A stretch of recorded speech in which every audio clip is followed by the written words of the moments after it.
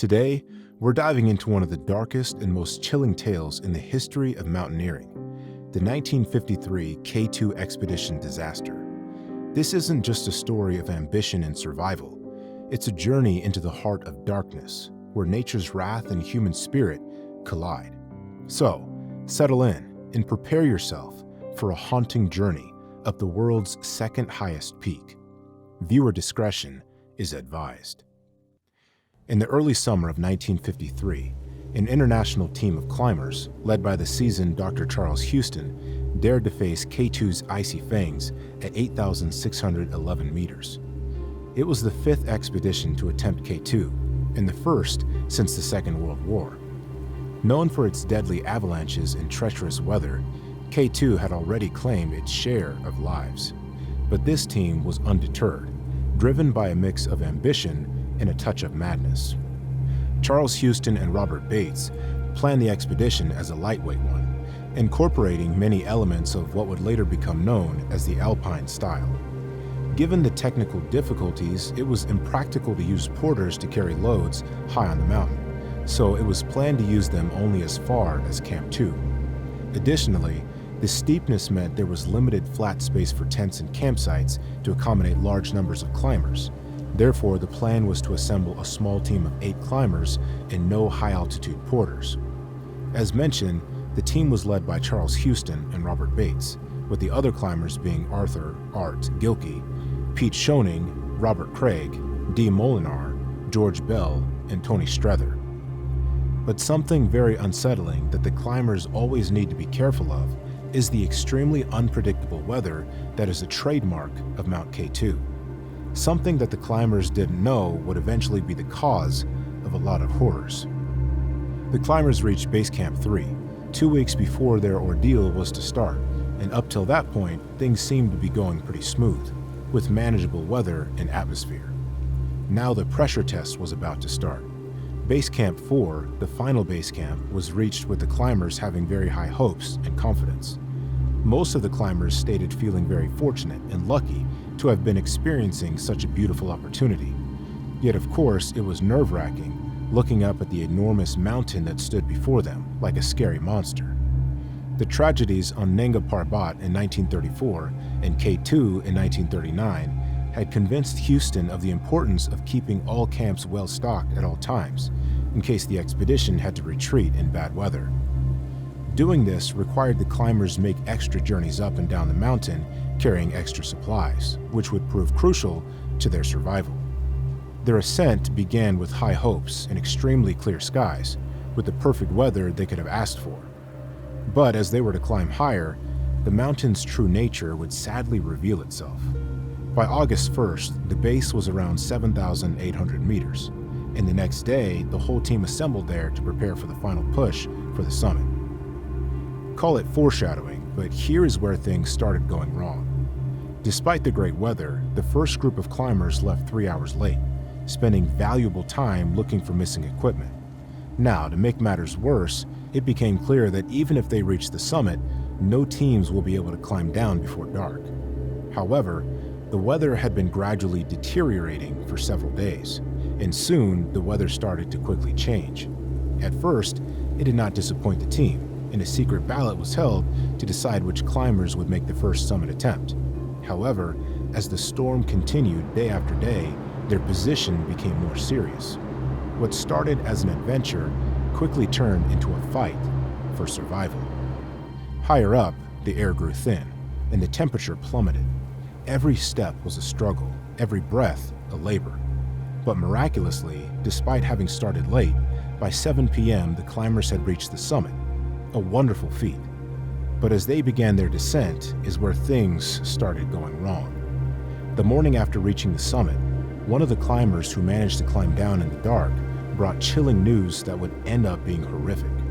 As he was descending, he discovered that due to an unpredictable and sudden weather change, icefall had completely severed the rope, and what was even more terrifying was that the missing ropes would now make the climb down extremely difficult and dangerous for the rest of the climbers who are now stranded close to the summit, with the weather getting worse by the second. As the storm raged on day after day, their situation grew increasingly dire. By the fourth night, one of their tents collapsed under the relentless assault of the wind and snow. Dr. Charles Houston and Robert Bates were forced to squeeze into already cramped tents, sharing the suffocating space with their comrades. The weather forecasts offered no hope, and on August 6th, the team discussed the unthinkable: retreat. The next morning, a brief pause in the storm brought a glimmer of hope. But the real horror struck when team member Arthur Gilkey collapsed, struck by a sudden crippling illness. He emerged from his tent and immediately passed out. Deep vein thrombosis, a death sentence at that altitude. Blood clots filled his leg, something that would be fatal at sea level, let alone 7,800 meters. The team faced an agonizing reality. The odds of saving Gilkey were slim, but leaving him behind was never an option. Since Gilkey was unable to walk, they constructed a stretcher from canvas, ropes, and a sleeping bag, and began the harrowing descent. As they inched down the treacherous slopes, the storm resumed its fury.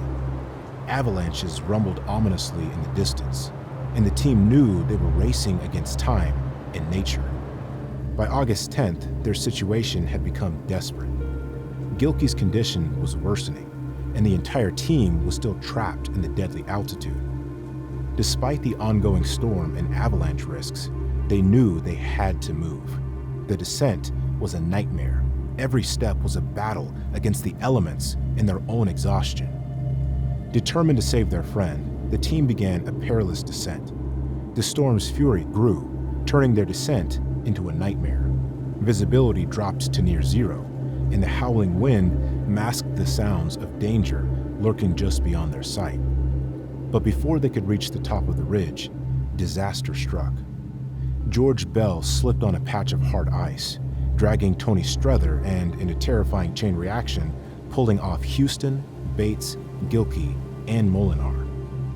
The climbers plummeted toward the abyss, their screams swallowed by the howling wind. The location of the pair when they fell set off a chain reaction that sent the entire expedition 2 miles below. Only the entire expedition didn't disappear over the edge of the mountain and fall 2 miles through the void.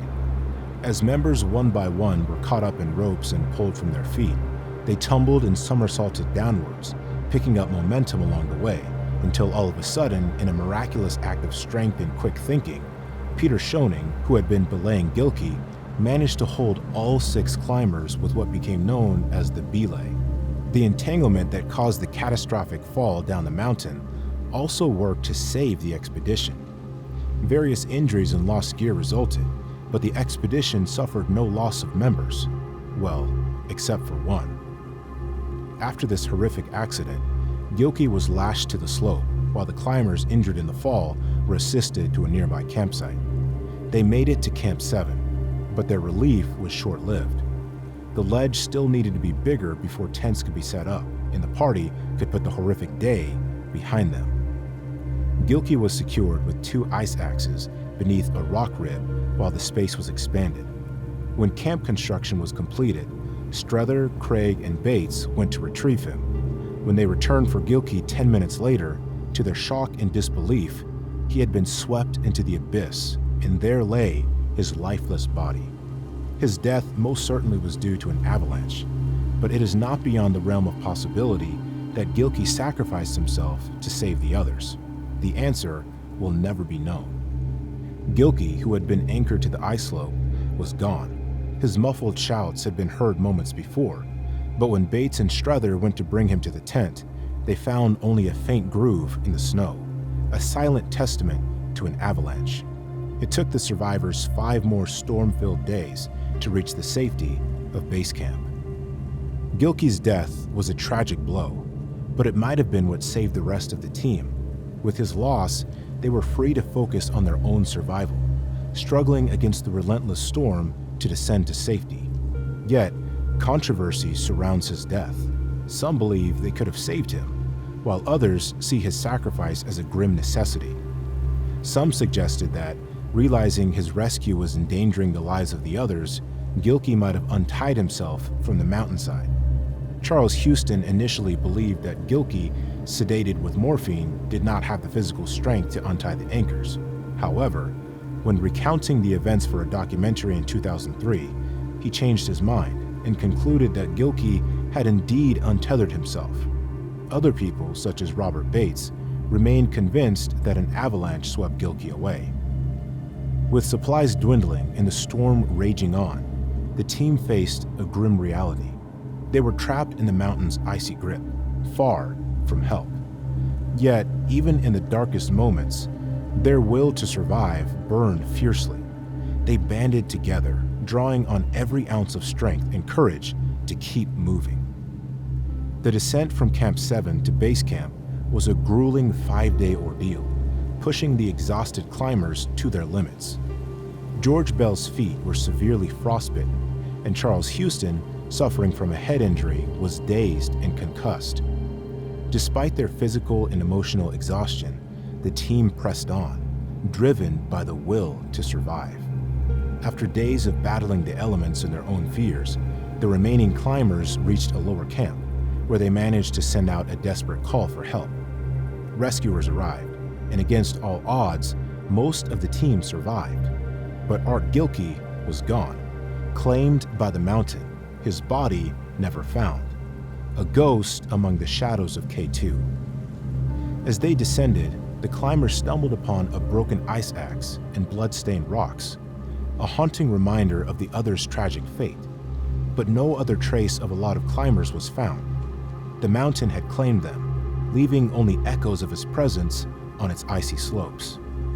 At the base camp, the team erected a memorial cairn for Gilkey, holding a service in his honor. The cairn would later become the Gilkey Memorial, a poignant tribute to those who lost their lives on K2. Over the years, it has grown into a resting place for other fallen climbers, as well as a symbol for those whose bodies were never found. In 1993, nearly 4 decades after the ill-fated expedition, an expedition led by British mountaineer Roger Payne discovered clothing and human remains near K2 Base Camp. These remains were positively identified as Art Gilkey, bringing a somber closure to the mystery of his disappearance. Despite the trauma of the 1953 expedition, Charles Houston was determined to conquer K2. He requested permission for another attempt in 1954, only to be thwarted by a large Italian expedition that claimed the mountain that year. Though disappointed, Houston continued to contribute to mountaineering in other ways, eventually focusing on his career in high-altitude medicine. The 1953 K2 expedition disaster remains one of the most haunting tales in mountaineering history. It's a story of immense bravery, heartbreaking loss, and the relentless battle against nature's darkest forces. As we remember those who faced the unforgiving slopes of K2, we can almost feel the cold, lonely expanse, where echoes of their struggle linger in the icy winds. The thin line between triumph and tragedy is etched into the very fabric of these mountains, where lifeless bodies lie hidden beneath the snow, silent witnesses to the indomitable spirit that drives humans to explore the unknown. Thanks for joining us on this chilling journey. If you found this story as haunting as we did, make sure to like, subscribe, and hit the bell icon for more tales of survival and mystery. Don't forget to comment below about what else you would like to see. Until next time, stay safe, stay curious, and keep exploring the shadows.